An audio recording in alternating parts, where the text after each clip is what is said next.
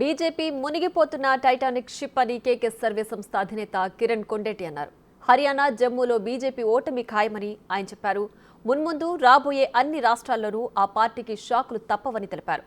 Maharashtra, Jharkhand, west Bengal, Tamil Nadu assembly ఎన్నికల్లో కమలం party ఓటమి చూస్తుందని జోసెఫ్ చెప్పారు.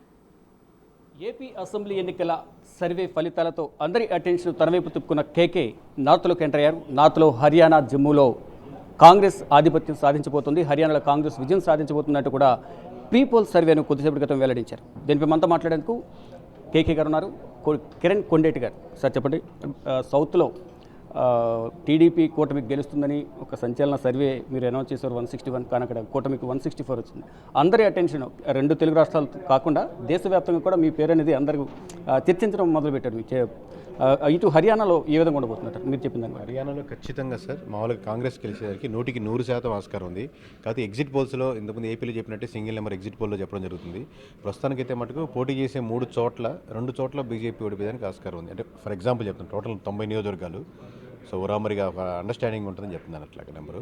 ఇదే కాదు, రాబోయే హర్యానా తర్వాత మనకు హర్యానా కావచ్చు, జమ్మూ కాశ్మీర్ కావచ్చు, మహారాష్ట్ర కావచ్చు, జార్ఖండ్ కావచ్చు, వెస్ట్ బెంగాల్ కావచ్చు, బీహార్ కావచ్చు, ఇలా ప్రతి దగ్గర బీజేపీ దానికి డౌన్ఫాల్ కనబడుతుంది.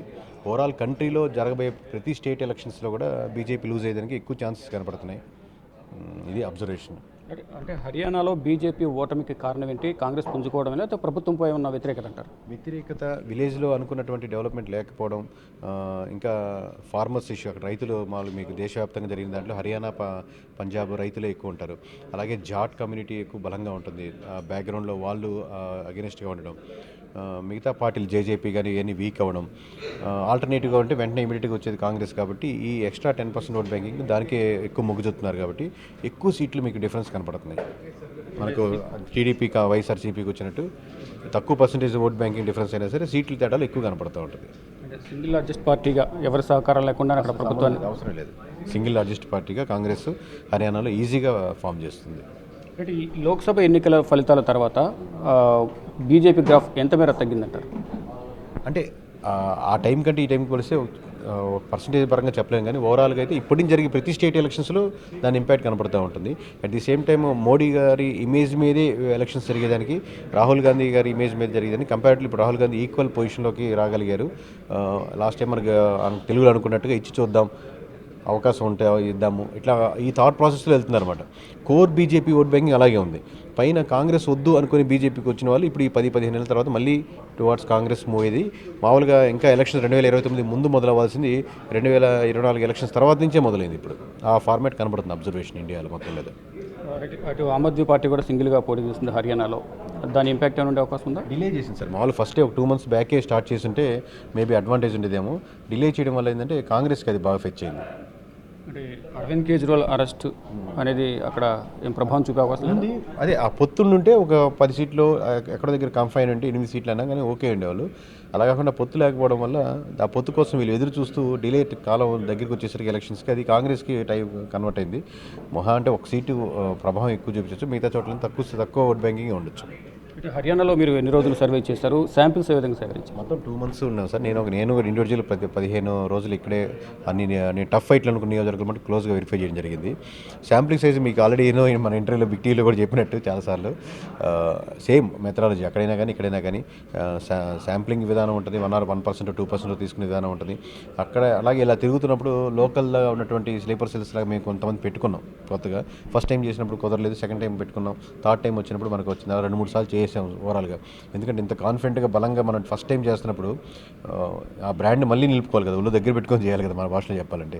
సో అందుకని ఇవన్నీ ఏదైతే మనం ఏపీలో చేసామో అదే ఫార్మాట్లోనే చేసుకుంటూ వెళ్తున్నాం. ఒకసారి కాన్ఫిడెన్స్ వచ్చాక ఈ ప్రెస్ మీట్ పెట్టాం. సర్వే చేసే క్రమంలో ఏ పార్టీకి ఆ పార్టీకి సంబంధించిన కార్యకర్తలు ఆ పార్టీకి మద్దతు తెలుపుతారు, వారికి ఓటేస్తామని తెలుపుతారు. కానీ న్యూట్రల్గా ఉన్న ఓట్లు కానీ అంటే ప్రజల నుంచి ఎక్కువగా వ్యతిరేకత ఏ పార్టీకి వచ్చింది? వ్యతిరేకత ఆల్రెడీ సిట్టింగ్ బీజేపీ కాబట్టి ఆబ్వియస్గా సిట్టింగ్ బీజేపీ నుంచి కాంగ్రెస్ మూవ్ అవుతుంది. అలాగే సేమ్ టైం రాహుల్ గాంధీ గారి ఇమేజ్ దానికి యాడెడ్ అడ్వాంటేజ్ అవుతుంది. అలాగే ఇందా చెప్పినట్టు జాట్ కమ్యూనిటీ అడ్వాంటేజ్ అవుతుంది. అలాగే విలేజ్లో మీకు అన్ఎంప్లాయ్మెంట్ కానీ రైతుల ఇష్యూస్ కానీ ఇవన్నీ యాడ్ అడ్వాంటేజ్ అవుతుంది. అంటే ప్రజల నుంచి ఎటువంటి విషయాలు ప్రధానంగా మీరు సర్వే చేసే క్రమంలో ఏ అంశాలు ప్రధానంగా లేవనెత్తారు? అక్కడున్న ప్రభుత్వంపై? ప్రధానంగా మీరు విలేజ్కి ఒకసారి హర్యానా డీప్ విలేజ్కి వెళ్తేనండి, మనకు ఆంధ్రప్రదేశ్లో 10-15 సంవత్సరాలు ఎలా ఉంటుందో అలాంత మున్సిపాలిటీ కానీ చెత్త కానీ మామూలుగా చాలా దారుణంగా ఉంటుంది. సో ఇది చూస్తూ వాళ్ళకి ఆ మార్పు కోసం కోరుకుంటారు. ఇది వస్తే వచ్చేస్తుందా రాదా వేరే విషయం, బట్ ఇమీడియట్గా ఇది చేంజ్ అవ్వాలి అని ఎక్కువ కోరుకుంటారు. అలాగే ఫోగట్ ఇష్యూ, మన బ్రిడ్జ్ భూషణ్ మధ్య జరిగిన ఇష్యూస్ కానీ, ఇక్కడ ఏంటంటే హర్యానాలో మీకు పైల్వాన్ కమ్యూనిటీ ఎక్కువ, మనకు ఆంధ్రాలో ఉండదు కానీ మామూలుగా కుస్తీ పోటీలు అంటారు కదా మనకు, వీటిలో పాల్గొనాలి, వీటిలో అంటే బలం ప్రదర్శనలు ఇవన్నీ ఎక్కువ ఉంటాయి బలంగా. సో అలాగే వాళ్ళు చెప్పేది కూడా చాలా బలంగా చెప్తారు. వినేష్ ఫోగట్ కాన్స్టిట్యున్సీ ఏ విధంగా ఉంది? తన నియోజకవర్గం గెలుస్తారు, ఆబ్వియస్గా గెలుస్తారు. 3 times థర్డ్ టైం ఎన్డీఏ అధికారంలో ఉంది, ప్రధానిగా 3సారి ఆయన అధికారం చేపట్టారు. అంటే కేంద్రంలో అధికారం ఉంది కాబట్టి ఆ ఇంపాక్ట్ అనేది రాష్ట్రాల్లో చూపించే అవకాశం లేదా? థర్డ్ టైం 100% రాస్తారు ఇక్కడ బీజేపీ, రాదు 100 అవకాశం లేదు. అంటే హర్యానాతో పాటు ఇప్పుడు జమ్మూ కాశ్మీర్ కూడా ఎన్నికలు జరుగుతున్నాయి. ఇప్పుడు చెప్పకూడదు, ఎలక్షన్ జరుగుతున్నాయి కాబట్టి దాని మీద కమెంట్ చేయట్లేదు.